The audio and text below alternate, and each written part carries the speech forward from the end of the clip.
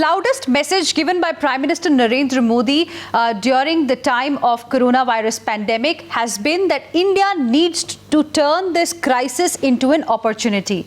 And to give wings to this thought, NDA announced Atmanirbhar package. But there are many who say that this package is actually making India look inwards. It has the potential to push India to protectionism.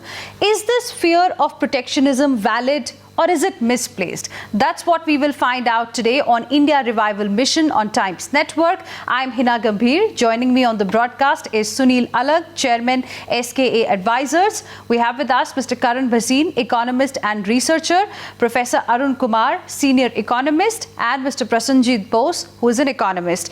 Thank you very much, all of you gentlemen, for joining us here on India Revival Mission. Let me begin this discussion with Professor Arun Kumar. Are we actually moving towards protectionism with Atmanirbhar Bharat push? So, let's look at it historically, from Gandhi to Nehru to 1991 new economic policies. We seem to be coming full circle, but I wouldn't call it protectionism. Yes, we are defending our market, but look at 1991 when the average duties were 160%, compared to now when it's roughly around 15%. So it's not really that, but yes, certainly, more than what it was, say, 3 years back when our budget started increasing tariffs. So we are now in a situation where the economy has been slowing down for the last 10 quarters, and therefore the government is worried how to boost the economy. And this is what it has thought of in the last 3 years, ever since the economy started slowing down. But the cause of that is the growing inequality, the lack of demand, the hit on the unorganized sector. And this Atmanirbhar Bharat package is not going to be able to take care of that. So in a sense, we are caught between various tools. We are not able to take care of the unorganized sector, create demand in the economy so the economy gets a boost. So we are thinking that, okay, by protecting the market, but protecting, market a little bit more is not going to work in the current situation when we have become highly dependent on imports. In 1991, when we started, this process of opening up the economy, our trade, that is export plus import to GDP ratio was around 17%. Now it's 40%. In between, it has become more than 50%, So in a sense, we are far different from what it was in 1991 or what it was in 1947. So we cannot simply just do ad hoc things. We have to look at the long term. Why is it that we have lost out? Why is it that China did so well? And there, we have to think of education, research and development, because those are the things which help you to capture the world market, to enter the world markets. And we have lagged behind in education, we have lagged behind in research and development. So unless we take a long-term view, we are not going to be able to really use it. So Atmanirbharta, has to be viewed in a philosophical context and also in a narrower context. The narrow context is that we start producing everything ourselves, but the wider context is a philosophical context of what do we do? How do we become Atmanirbhar, in the long run context? Not just in the short run that we start producing more of the goods within the economy. And given the consumerism that has spread, people are going to buy the goods that are cheaper coming from outside, whether it be mobile phones, whether it be Ganesh Murti, whether it be Pitkaris or Gulal. So these things, why is it that we have lagged behind in all this? It's because of the research and development, because of education. And our education is lagging far behind, So we have to look at the longer context rather than a narrower context. Okay, very interesting. Mr. Sunil Alagh, where do you stand in this debate? Because, many believe that the kind of policy measures that are being taken at this point in time have the potential to push us to an era that we saw pre-1991.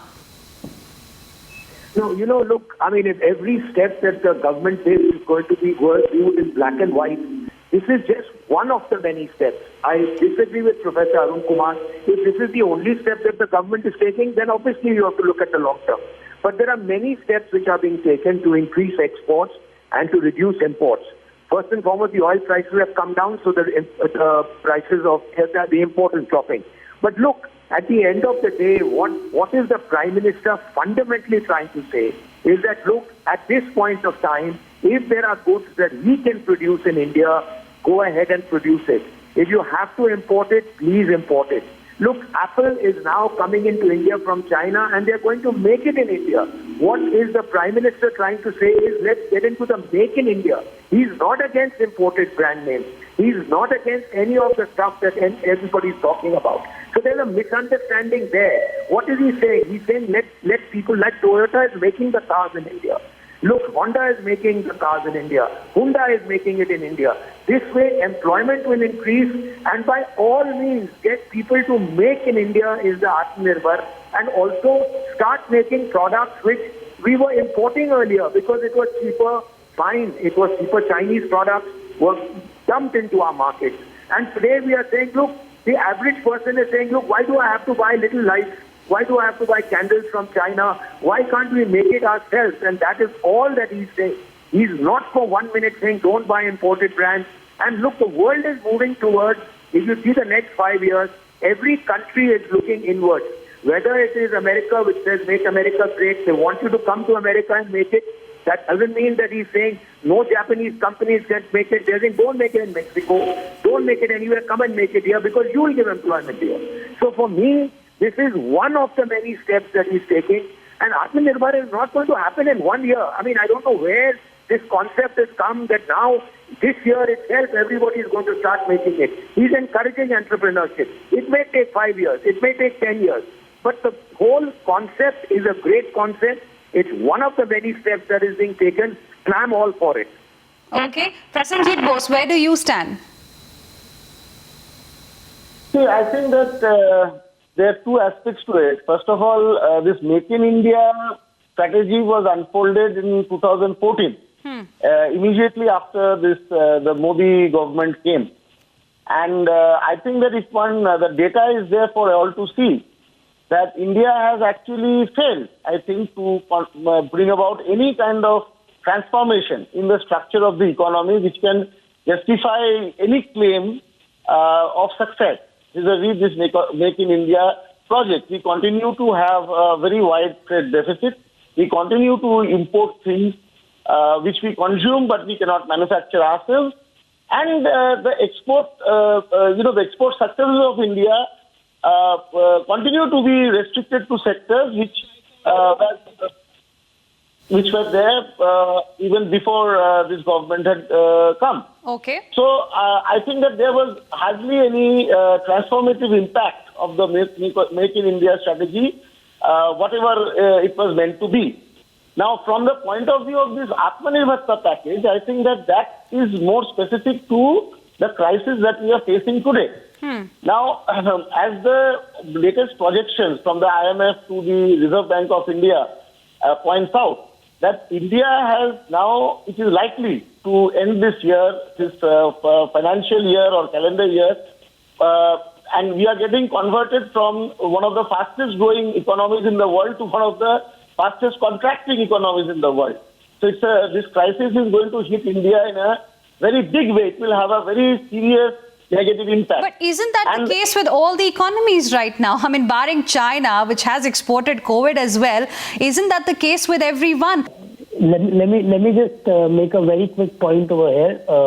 There are 2 or 3 major issues, and I think that it's very easy to get conflated and confused with ideological arguments. What we really need is an analytical framework to evaluate what has been done.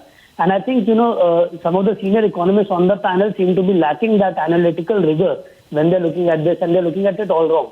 See, what we did before 1991, we had a capital control regime. We didn't allow foreign capital to come in, and we had a high sort of, duty structure to restrict imports, and that's why import substitution didn't really take off. In contrast, what has been done is that there has been a moderate increase in tariffs while allowing for foreign capital to come in. That's the fundamental difference that we need to look at, because we are inviting foreign capital to come in and set in India, and there are, very limited restrictions on availability of or allowing foreign capital to come into the country. The second point that I want to make about is about, so typically when you open your economy, you do a lot of factor market reforms, which are precursors to ensure that, your productivity goes up and that you are able to compete in the international market. In 1991, when we did the liberalization, we did not do factor market reforms.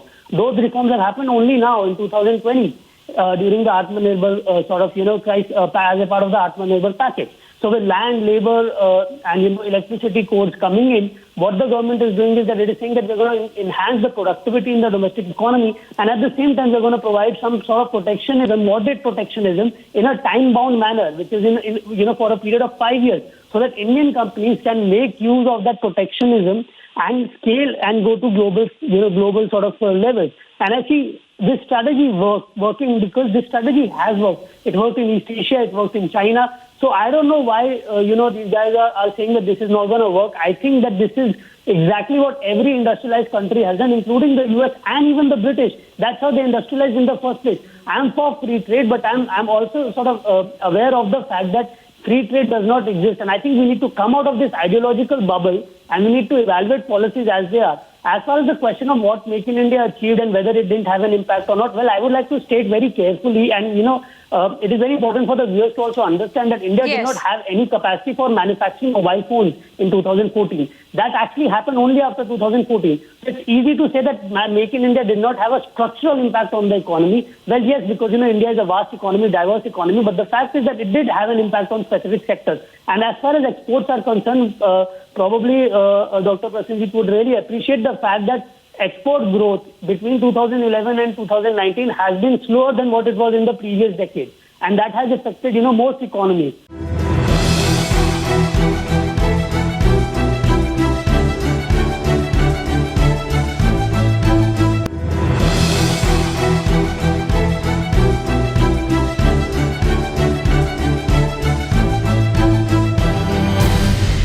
I want to quickly go across to Sunil Alagh to respond to Prasenjit Bose.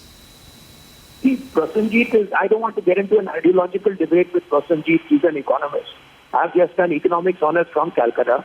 And I don't want to get into an ideological debate. Look, 2020 is a year which has changed everything for the whole world.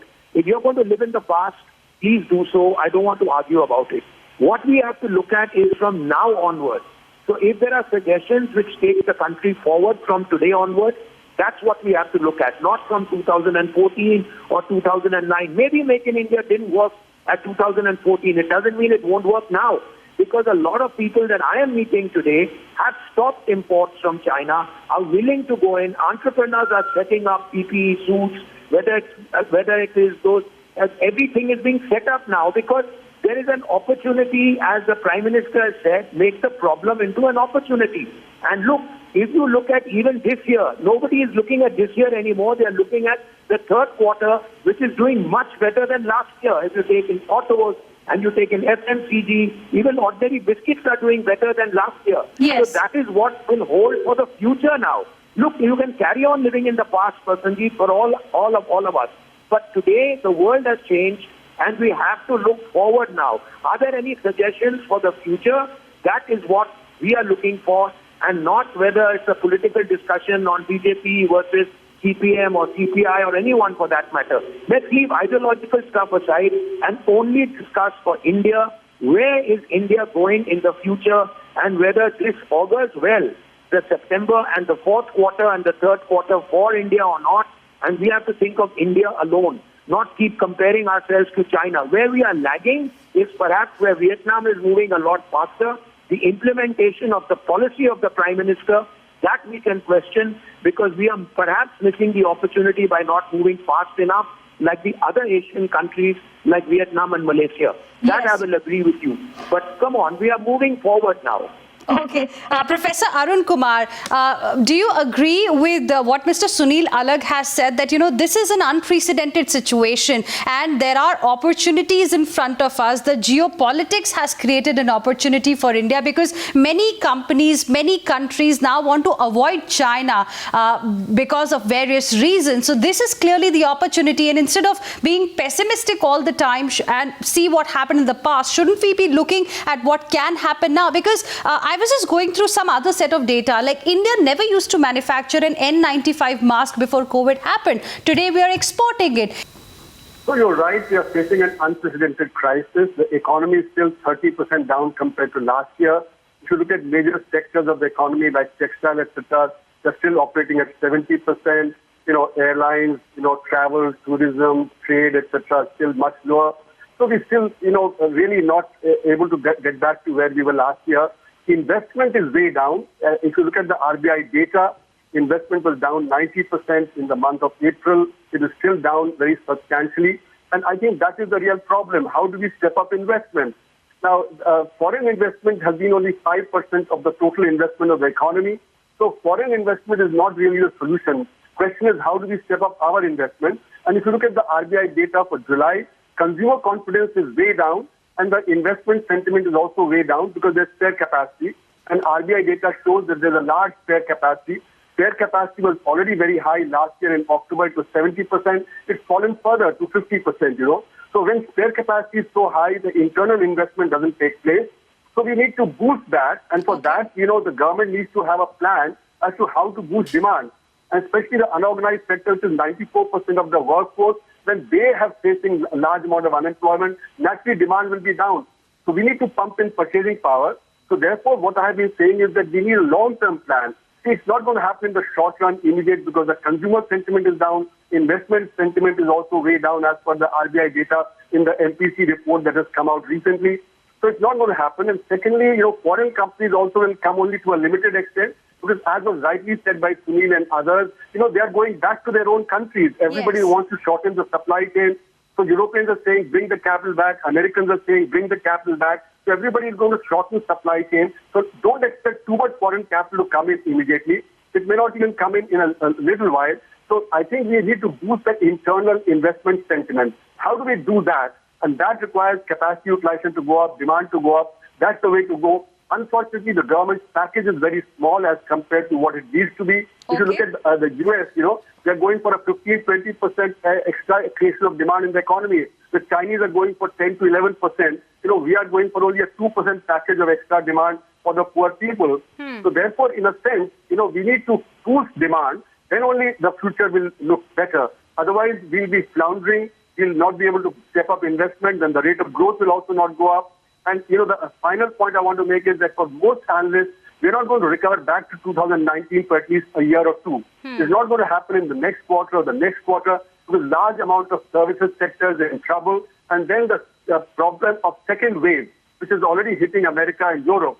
So the demand for exports from there will come down. And if it hits us, again, there will be lockdowns in various places. That will again set back our industry and services. So therefore, there's a lot of uncertainty. And we need to deal with that uncertainty, So I'm not saying Atmanirbhar Bharat doesn't have things, but Atmanirbhar Bharat needs to have a short-term and a long-term package. Okay, interesting point of view there. We've discussed the problem as well and the challenges that India has in front right now. Professor Arun Kumar has given his set of solutions probably that India can consider. I want to give 10 seconds each to the other guests as well as to what is it that India can really do at this point in time. Let's begin with Sunil Alagh. I agree with Arun Kumar on increasing demand, but just saying it is not going to happen. What the government is looking for is some solution. What we have stated are the facts. But look, I have said incentivize spending in tourism, incentivize spending. How do you incentivize spending? Say that you get a tax break if you spend on cars, if you spend on travel, if you spend on staying in a hotel. Give them 25% of that expense off. Maybe it's a bad suggestion, maybe it's a good suggestion. But we have to make suggestions now to increase demand. I was just saying increased demand. I've been saying it ad nauseum for the last 6 months. What the government is saying is that if we gave money in the beginning, when there was a lockdown, they weren't going to spend. So there was no point in giving them the impotence. Now is the time to give it to them. But give us some solutions. All of us have to get together and say, look, these are the solutions, specific solutions, which the government can fund, which the government can use, and that is what is necessary, Professor. Yes, and in fact, this India Revival Mission is all about finding solutions to get used to this new normal. Yes, Karan Bhasin, what are the solutions that you can suggest to the government in a situation like this? I slightly disagree with a lot of the people on the panel, and I disagree because I've evaluated the response that India has given, and the response on an average is very similar to the one that other emerging market economies have given. What people are not realizing is that the reason why our growth was slowing before COVID hit us in 2018 was a lot to do with the financial sector, which acted as a constraint. And now the question is that how do we sort of, remove constraints to our growth? See, growth happens on its own. It's a process. Of course, you can ask about a government giving a stimulus or two over here and there, but I really think that government has done its bit in trying to prevent massive bankruptcies that would have been, the norm had it not provided support during the lockdown. Next point that I want to make is that, financial sector has sort of faced its own share of, challenges and problems. The way I look at it, you want to improve the private capital investment, but that's not going to happen unless you restore and repair the balance sheets of both the private sector and the banks. Because banks are the ones who will eventually give the kind of capital needed to, finance fresh projects. So you have to focus on getting private capital from foreign countries, which will come, by the way. I disagree with Professor Arun Kumar. The reason why it will come is because there are low yields that are going to be there across the world. So, people are going to look for yields and come to India, come to other emerging markets. That's going to be a norm. Rupee is going to appreciate. So that's again something that the RBI needs to take care of and it's looking into. And the second I think Professor Arun Kumar wants to give a quick response to that. Just 10 seconds, sir. I have very little time left. So, generating demand is the crucial thing because I think as Sunil also said, demand is way down. It has to be revived. How do you do that? You have to spend a lot more on rural employment guarantee scheme because large number of people migrated there. You have to create an urban guarantee scheme so that the urban poor also begin to have purchasing power. And the government must reformulate the budget because the revenues are way down. Revenues are 50% of what they were earlier. Expenditures are going to be more, so the budget deficit is way out of line, fiscal deficit. So the government must reformulate its budget and see where to get the resources from. Perhaps it will have to float COVID bonds, which the banks can subscribe. Banks have 8 lakh crore of extra liquidity which they're depositing at reverse repo rate. That can come, then the wealthy can contribute to the COVID bond. Otherwise, your fiscal deficit will balloon to some like 30% of GDP if you increase expenses on one side and the revenues are down. So I think the government needs to be very careful in the coming months to reformulate the budget and redo the policy so that demand can be generated. Thank you very much, Professor Arun Kumar, Sunil Alagh, Karan Bhasin and Prasenjit Bose for joining us here on India Revival Mission.